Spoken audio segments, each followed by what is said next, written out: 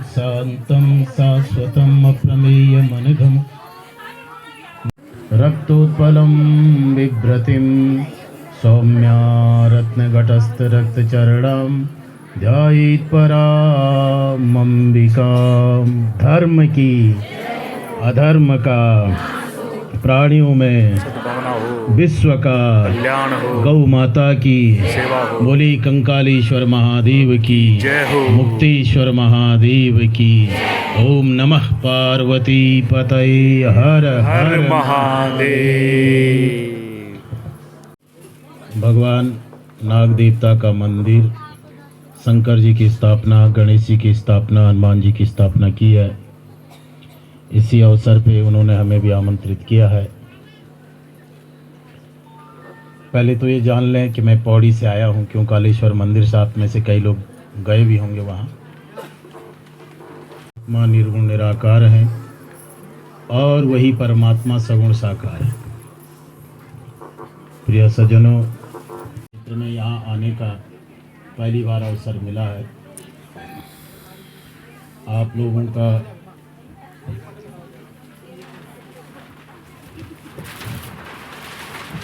ये क्षेत्र बहुत ही समृद्ध रहा है, लेकिन कुछ काल से, कुछ समय से हमारे समाज में, हमारी ग्रामीण परिवेश में, हमारी पारिवारिक पृष्ठभूमि में इन चीज़ों ने हमारा जो ग्रामीण परिवेश का जो जीवन था, हमारी जो सनातनी परंपरा का जो जीवन धर्म दर्शन था, वो बहुत विचित्र रूप से हिलने डुलने लगा है, अचंभित हुआ है, खंडित होने लगा है। में जो हमारे विश्वास हैं, जो हमारे त्यौहार हैं, जो हमारी पूजाएं हैं, उन पूजाओं को, उन उत्साहों को, उन उत्सवों को वो लोग कहते हैं ये सब पाखंड है। उत्तरांचल में एक अदृश्य प्रकार का धर्मांतरण चल रहा है। आपके यहाँ भी आ रहे होंगे कुछ लोग ऐसे, यहाँ तो नहीं आ रहे हैं ऐसे ना, कि जो लोग बोल रहे हैं कि आप हमारे चेला बन जाओ, बड़ा सुख मिलता है, बड़ा सुख नहीं। बस कान खोली सुन लिया कि वो या घुसर नहीं दे, घुसर नहीं देना है।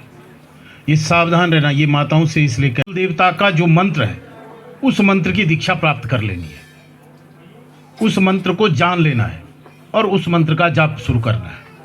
अगर नहीं है तो मैं आपको कुछ एक बातें बताऊं। कभी कहीं शिव पुराण हो, शिव पुराण में विशिष्ट बात कही गई है उत्तराखंड वासियों के लिए, ये केदारखंड में रहने वाले लोगों के लिए। नमः शिवाय, ओम नहीं लगाना है, नमः शिवाय या श्री शिवाय नमस्तुभ्यम, ये दो ऐसे मंत्र हैं कि जिसको कोई भी व्यक्ति जप सकता है। इस मंत्र का पुरुष चरण होता है 5 लाख का। आप लोग कभी, जो लोग, जिन लोगों को विशेष आध्यात्मिकता चाहिए, इसी का 5 लाख जप करना, आप देखेंगे विशेष शक्ति प्राप्त होगी। ठीक इसी प्रकार से जिसका जो कुल देवता है, जैसे किसी का नाग राजा देवता है तो नाग राजा के मंत्र है, किसी का भैरव है तो भैरव के मंत्र है, किसी की दुर्गा है तो दुर्गा की मंत्र है। उन मंत्रों को जान लेना है, सुन लेना है। आप बोलेंगे बाबा जी कहाँ जाएं सुनने, कौन बताए? तो इसका रास्ता होता है कि कुल पुरोहित, आपका जो कुल पुरोहित है, जो कुल का जा रहे हैं, उन कर्मकांडी ब्राह्मणों से अपने कुल देवता का मंत्र सुन लेना है। उनको बोलना कि आपने सिर्फ सुनाना है हमें। अब वो उनकी हेडक है, वो कहाँ से लाएं कर रहे हैं। इसलिए माताओं, जिन लोगों पे ये देवता आ रहा है, इन लोगों को अवश्य रूप से उस देवता का मंत्र का जाप। कुछ समय पहले मैंने जब सन 2000 के बाद या 90 के दशक के बाद वो देवता लगना शुरू हुआ था, वो खासकर देवता था, वो नई नवेली दुल्हनों पे लगता था। वो देवता कैसा था उसका विवरण में मैं आपको बताऊँ। मुझे दंत किटा लगता था, उसको दंत किटा, वो देवता आता था वैसा। तो वो दंत किटा वाला देवता बोलता है, दंत किटा जानते हैं क्या बोलते हैं? अरे दांत नहीं खुलते थे उस देवता का, रात को आता था वो देवता। जब सब ना, तो हम इसको जानने की कोशिश करते हैं। इसका परिणाम क्या है? उत्तरांचल की सरकार को, जैसे जिस प्रदेश में आप और मैं रह रहे हैं, इस प्रदेश की ये दशा है कि यहाँ कोई लोकल प्रोडक्शन नहीं है। हम कोई भी ऐसी चीज़ उत्पादन नहीं कर रहे हैं जिसका हम बाहरी राज्यों के साथ व्यापार कर सकें। परिणाम ये है कि हमारी अपनी इकोनॉमी नहीं है, हमारे पास अपनी कमाई का पैसा नहीं। शराब ऐसा नहीं कि किसी पार्टी विशेष की सरकार के लिए मैं कह रहा हूँ, ये हमेशा से ये होता रहता है। इस शराब बिकने का परिणाम क्या होता है? इसकी मार झेलता है ग्रामीण परिवार, गरीब का परिवार, अकेली महिला का परिवार, ऐसे लोगों का परिवार कि जिनके घर में कोई नौकरी करने वाला नहीं है, लेकिन वो शराब हमारे परिवारों को भी नष्ट कर रही है। एक ये समस्या आप और मेरी है। दूसरी समस्या हमारी एक अन्य है कि आध्यात्मिकता के नाम पे इस समय आपके क्षेत्र में भी वो लोग आ रहे होंगे, ऐसे ऐसे लोग आ रहे हैं कि जिनको न तो हमारे देवी देवताओं से कोई लेना देना, न तो हमारी परंपराओं से कोई लेना देना। 40-45 के आते आते ही 80 किलो, 85 किलो, 90 किलो की बोरी बन जा रहा है, और इतना मोटापा हो रहा है, एक से एक रोग। उसको ब्लड प्रेशर है, शुगर उसको रोग है, और भी हार्ट की बीमारी उसको रोग है।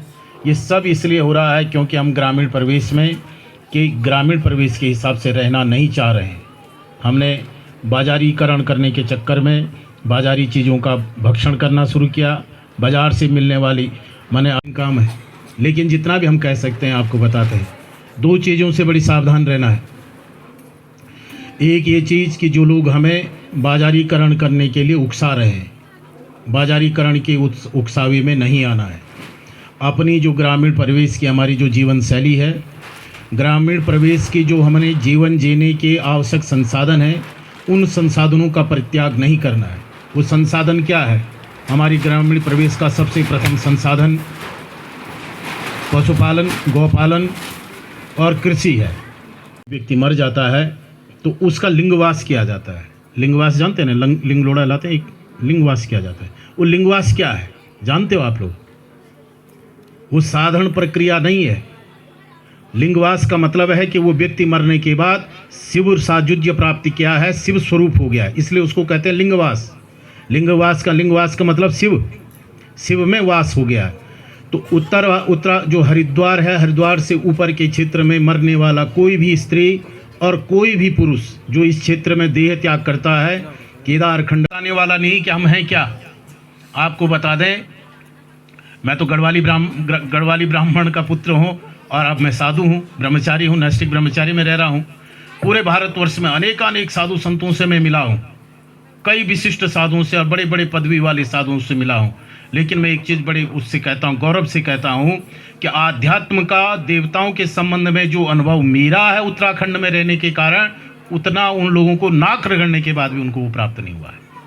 यहाँ की इतनी शक्ति है। तो मैं देवताओं का जो परिमाण है, देवताओं की जो सन्निधि है और देवताओं का जो सन्निधान है, ये तीन शब्द मैंने मोटे बड़े भारी शब्द कह दिए। माने देवता लोग हैं, इसका क्या प्रमाण है? तो इसका प्रमाण में जितना मैं सक्षम हूँ उतने वो लोग सक्षम नहीं हैं, क्योंकि हमारे पे देवताओं की कृपा है। उनके कई न कई रूप से, कई न कई प्रकार से, चाहे सूक्ष्म रूप से चाहे स्थूल रूप से, हमने उनका साक्षात्कार किया है। आप में से ज़्यादातर लोग ऐसे हैं जिन्होंने देवताओं का दर्शन किया है, लेकिन कभी किसी ने बताया नहीं कि ये चीज़ क्या थी। हमारा जो पूर्व काल है वो इतना खुशहाल नहीं था जितना आज है। आप लोगों में से जो पढ़े लिखे लोग हैं, पढ़े लिखे बहुत सारे दिख रहे हैं यहाँ पे महिलाएं, जो मुझे लगते हैं कि सभी लगभग पढ़े लिखे। उत्तरांचल तो लगभग 98% लिटरेसी है हमारे यहाँ से, वो है क्या बोलते हैं, साक्षरता है। पर फिर भी जिन लोगों ने इतिहास का, जिनको ठीक ठीक बोध होगा, हमारा इतिहास इतना लूहू लुहान वाला इतिहास है, इतना भयानक इतिहास हमारा उत्तराखंड का रहा है। ठाकुरों की जातियाँ हैं, चाहे वैश्य लोग हैं, चाहे ब्राह्मणों की प्रजातियाँ हैं, जातियाँ हैं। ये जातियाँ यहाँ की मूल से नहीं आई है। कोई गुजरात से भाग करके आया है, कोई राजस्थान से भाग कर आया है, कोई बंगाल से भाग करके आया है, कोई कर्नाटक से भाग करके आया। मुस्लिम राज्यों से और मुस्लिमों से बच करके अपने धर्म को बचाने के लिए उन्होंने अपने देवताओं की मूर्ति अपने कंधों पे रखी, और परिवार के परिवार नष्ट हुए। माताओं के सम्मान की रक्षा करने के लिए, अपनी बहू बेटियों के सम्मान की रक्षा करने के लिए वो इस बीहड़ जंगल में आए। आज भी आप जानते हैं, आज भी ऐसे गांव यहाँ हैं कि अगर नल का पानी ना आ जाए तो नारियल पानी लेने के लिए 3-3, 4-4 किलोमीटर जाना पड़ता है। उन्होंने इतनी दुर्गम जिंदगी को भोग के लिए नहीं रह रहे थे। हमारे पूर्वजों का यहाँ रहने का एकमात्र उद्देश्य था, अपनी बहू बेटियों का सम्मान सुरक्षित रहे, अपनी कुल की परंपरा सुरक्षित रहे, अपनी गोत्र की परंपरा सुरक्षित रहे, और अपने देवताओं की पूजा उपासना क्या रहे, सुरक्षित रहे। इसलिए इस पहाड़ों के बीच रहे वो लोग। हम उन्हीं के संतान हैं। आज हमारे पास धन आ गया है, वैभव आ गया, अच्छी शिक्षा आ गई है, हमारे बीच व्यापार आ गया है। लेकिन एक चीज़ तो हर अच्छे पुत्र को, हर अच्छी बेटी को, हर अच्छी बहू को, हर अच्छे पिता को ये बात ध्यान रखनी चाहिए कि उत्तरांचल के इस भूभाग में, इस देवभूमि में हम लोग, हमारे पूर्वज सिर्फ अपने जीवन बचाने नहीं, अपने धर्म की रक्षा के लिए हम लोग यहाँ मौजूद हैं। इसलिए बड़ी सावधानी से अगर आप बाज़ारों में खरीदारी कर रहे हैं तब भी आपको अपने धर्म रक्षा करने के लिए कोशिश करनी गया है। आप लोग उन कानून को जानते होंगे। तो नारायण, इतनी विकट स्थिति में रहने पर भी स्वधर्म में रहना इस कलिकाल में बहुत प्रशंसनीय कार्य है। और पुरुषों के लिए है तो पुरुष दो चार ही हैं, लेकिन मैं फिर भी आप माताओं को, क्योंकि आप लोग माताएं लोग बहुत शिथिल हो गई हैं। कीर्तन करना, ढोलकी बजाना ये धर्म नहीं है। धर्म क्या है? अपने बार त्योहारों को याद रखना ये धर्म है। अपनी कुल गोत्र की परंपरा को याद रखना ये धर्म है। अपने देवता की उपासना कैसी करनी है, देवता का कब त्योहार आता है, कब पूजन करना होता है, ये याद रखना धर्म है। ढोलक बजाना नहीं धर्म होगा, ये ध्यान रखना है। और इस चीज़ को कान खोल करके सुन लेना। माताओं, आप शिथिल हुई इसलिए आपके बीच राम नहीं पैदा हो रहा है। आप शिथिल हुई इसलिए भरत नहीं उत्पन्न हो रहा है। आप वशिष्ठ नहीं उत्पन्न। मैं ये बात अपनी कल्पना से नहीं बोल रहा हूँ। कहते हैं ना, आपने सुना होगा कि शिव में से ई की मात्रा निकाल दो तो सव हो जाता है। शिव से शक्ति निकाल दो तो शिव क्या बन जाते हैं? सव बन जाते हैं। ऐसे पुरुष के जीवन में भी इस दुनिया की पहली शिक्षिका है माता।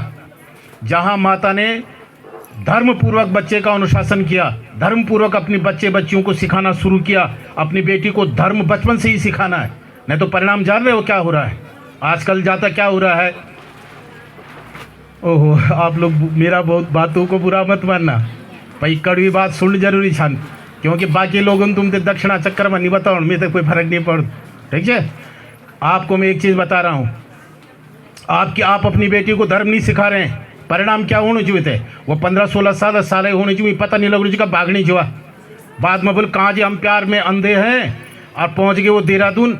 अब पत्र 1 महीने के बाद खबर आई कि वो रिस्पना पुल के नीचे एक 30 बाई 32 का इंच की एक पेटी, वो थी क्या, अटैची, और अटैची में 32 पीस करके, बढ़िया से पीस करके वो क्या करके सजा के रखी हुई है। क्यों भागी वो बेटी यहाँ से? किसका दोष है? लोग बोलेंगे कि बाहर से आए लोगों का दोष है। नहीं, हमारा दोष है। हम अपनी बेटी को जो है धर्म नहीं सिखा पा रहे। धर्म सिखाने का मतलब ये नहीं हुई टांगड़ी पर जंजीर वो बांध देना, क्या बोला, वो जंजीर बांध देना, ये नहीं है। उसको सिखाना है कि बेटा ये दुनिया में कैसे कैसे लोग हैं। कितना हमारी तरफ देखने वाली निगाह का मतलब सम्मान नहीं है। कई निगाहें तो ऐसी हैं कि जो तुम्हें छिन्न भिन्न करना चाहते हैं, जिसको पीस करके रखना है तुम्हें। आपने सुन तो टीवी पे तो देखना वाला आप, वो सब जो नौनी उदगड़ जाए छना वो किले गए, अरे प्रेम का चक्कर में तो गए बोला ना, अपर युद्ध को इस प्राकृतिक सिद्धांत, लेकिन वो बाद में जब टुकड़े टुकड़े हो गए तब कौन दोषी है? तो इसलिए नारायण, सावधान रहना बहुत ज़रूरी है। और हर माता को अपनी बेटी को ये बताना बहुत ज़रूरी है कि बेटा कौन बुरा है और कौन भला है। ये चाहे तुम्हारी बेटी को बुरा लगे चाहे भला लगे, बताना ज़रूरी है। नहीं बताओगे, क्योंकि उनके पीस जब टुकड़े टुकड़े करते हैं ना, मैं तो किसी का माता पिता नहीं, लेकिन जब टीवी में दिखता है कि हिंदू की बेटी का इस प्रकार से टुकड़े करके किसी ने फेंक दिए तो खून खोलता है, फिर नहीं खोलता है। इसलिए नारायण, ये सावधानी रख लें। इसका तरीका क्या है नाम की बताता हूँ। यज्ञोपवीत और शिखा धारण करना प्रत्येक सनातनी के लिए जरूरी है। लेकिन एक गलत फहमी डाल दी दिमाग में कि नहीं जी जनेऊ डालना बाद जो बहुत नियम धर्मकन पड़ रहा। तो आज जरा सा आप लोगों को भी बता रहा हूँ, मैं तो सब जगह जाके ये बात बताता हूँ, आप भी सुन लो। यज्ञोपवीत के संबंध में ब्राह्मण के लिए जो नियम है वो नियम क्षत्रिय के लिए नहीं है, और जो क्षत्रिय के लिए जो नियम है वो ब्राह्मण के लिए नहीं है। अब देखो एक चीज, पांडव लोग हैं, पांडवों का जनेऊ संस्कार हो रखा है। जंगल में गए, मिर्ग मारा। सुना ना पहले के राजा लोग मिर्गिया करने जाते थे, जंगल में शिकार खेलने जाते थे। मिर्ग लाए, घर में लाए, बढ़िया से मिर्ग काट कूट करके खाया, खूब खाया पिया। गलत काम नहीं करने भैया, चोरी डकैती जारी नहीं करनी है, तब नहीं पहनना जनेऊ, तब नहीं अधिकार है। लेकिन जब तुम चोरी डकैती कुछ कर ही नहीं रहे हो, साधारण क्षत्रियों के जैसे आहार व्यवहार कर रहे हो, क्षत्रियों के जैसे रह रहे हैं, क्षत्रिय को मांस इत्यादि खाते थे, ठीक है। अब ये मत बोलना कि बाबा जी बोल के गए हैं कि खाना ही खाना है। मतलब ये है कि अब नहीं रहे हैं तो खै सकता। पय्यन ठीक है पहले तो नहीं खाणचन न मांस भक्षणे दोषे न मद्यपे प्रवृत्ति रे से भूतानाम निवृत्तिस्तु महाफला। मांस भक्षण करना, मद्यप पीना जो है ये इसमें कोई बड़ा दोष नहीं है, लेकिन एक बात भी है कि जो इसको छोड़ दे उसका बड़ा कल्याण होता है। ये क्षत्रियों के लिए, बामणों ते नहीं चुनिए, बामण ते तो कभी खाने कभी पीने नहीं, ठीक है। पर मैं ये विषय में ज़्यादा नहीं बोल, ठीक है। तो क्षत्रिय लोग अपने घर में अपने पुरुषों को ये, पहली बात कि अपने कुल देवता का मंत्र का जाप शुरू करना है। पहली बात, अपने कुल देवता के मंत्र का जाप शुरू करना है। और जिन माताओं पे ये देवता आ रहा था अभी थोड़ी देर पहले, जो जिन पे दुर्गा आ रही थी, किसी पे देवी आ रही थी, इनका सबका सम्मान। सिर्फ आपने एक काम करना माताओं, आप देखेंगे कि ये शक्तियाँ इतनी तीव्र हो जाएंगी। अभी एक बाबा जी आप सुन रहे होंगे बागेश्वर धाम वाले, वो क्या है, अरे हमारे यहाँ ये पहले से ही है उत्तराखंड में, हमारे यहाँ उसको कहते हैं बकिया, चावल छानने वाले क्या बोलते हैं, बकिया। वो बकिया परंपरा है। उन्होंने अपनी थोड़ा सा अपनी कुल देवता की साधना कर दी, इसलिए वो अच्छे कोटि के बकिया होने वाला ही नहीं है, क्या करना है। उनको तो बताने वाले थे, इसलिए वो आज किसी के मन की भी बात बता सकते हैं। हमारे यहाँ के बकिया भी बताते हैं, हमारे यहाँ के बकिया भी बताते हैं, पर इतना साफ साफ नहीं ना, तो हम इसको जानने की कोशिश करते हैं। इसका परिणाम क्या है। उत्तरांचल की सरकार को, जैसे जिस प्रदेश में आप और मैं रह रहे हैं, इस प्रदेश की ये दशा है कि यहाँ कोई लोकल प्रोडक्शन नहीं है। हम कोई भी ऐसी चीज़ उत्पादन नहीं कर रहे हैं जिसका हम बाहरी राज्यों के साथ व्यापार कर सकें। परिणाम ये है कि हमारी अपनी इकोनॉमी नहीं है, हमारे पास अपनी कमाई का पैसा नहीं। स्वतंत्र भारत के नागरिक हैं, एक स्वतंत्र धर्म के नागरिक हैं। इतना सब होने पर भी इस समय सनातन धर्म की जो स्थिति ग्रामीण क्षेत्रों में और ख़ासकर उत्तरांचल में है, बहुत चिंतनीय है और बहुत दुख का विषय है, दुखद स्थिति में है। आप लोगों की उपस्थिति देख कर के लग रहा है कि आपके यहाँ अभी भी देवी देवता को मानने वाले लोग हैं, और देवता आ भी रहे थे अभी थोड़ी देर पहले। एक बातें मैं आप लोगों के लिए बताऊंगा जो आपके काम की है, क्योंकि आध्यात्म की बात